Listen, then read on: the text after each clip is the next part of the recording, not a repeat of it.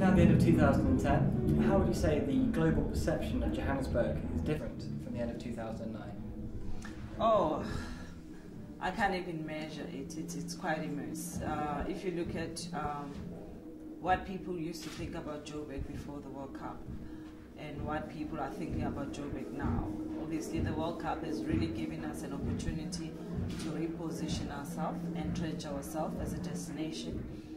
But also in every aspect, you know, in terms of dispelling certain myths and stereotypes about who we are, because people got to live in Joburg through watching what was happening and the soul of Joburg through the TV, through the online media, through the magazine and everything. So we really are honored and privileged to have been given such a mammoth task by FIFA to be the epicenter of the World Cup, because it could not have happened, you know, before that. So we're very excited that we were equal to the task and that we never disappointed. We made South Africa and Africa proud. How are you looking to build on that success into 2011?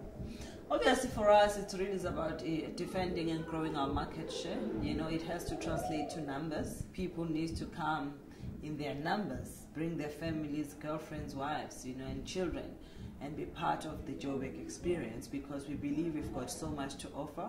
As much as we are known to be an epicenter, an economic hub, economic powerhouse, but we still have other lifestyle, culture, heritage, you know, to experience, to offer to people. So we're saying, as much as this has given us such an opportunity, but it needs to translate into rands and cents, because that's the ultimate goal, the sustainable growth and the ability to use tourism as a catalyst to create jobs in South Africa, in Joburg. Do you think the success of Johannesburg is positive for South Africa generally? Are you hoping to step onto the world stage? Absolutely. Joburg right now, we command 17% of the South African gross domestic product, and also if you're looking at the growth path, so Joburg as a city is always expected to grow at about 9% per annum, unlike other cities that can, you know, range between your 6%. But ours,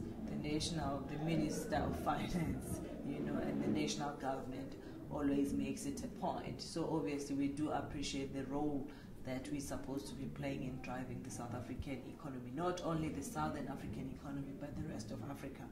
So we take our responsibility very seriously, that we have to be the leader of the pack, we have to unlock opportunities for our country, and we have to make sure that we enhance our competitiveness so that we become a significant player globally.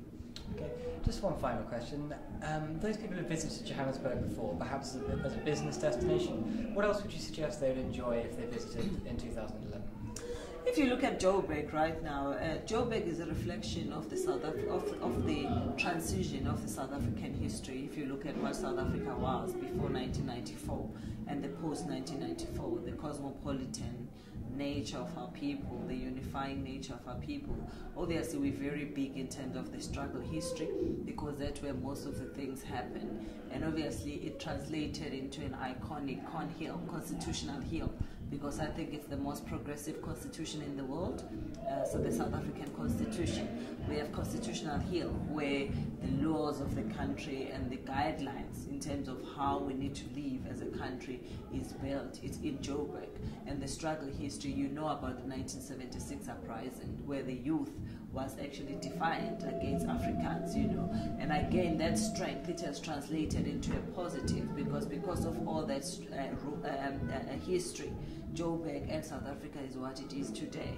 The Rivonia trialist, if you remember Madiba and the Rivonia trialist, all of them that was imprisoned for 27 years in Robben Island, they were first captured in Joburg, in Rivonia streets. So the entire South African history, if you need to understand, especially the history of the ANC and the pre-1994 and the post-94 history, rest with Joburg. So we believe that over and above just doing business in Joburg, there's so much culture and heritage that one can learn. But more importantly, you know, we are a gold city, a city of gold, a mining city.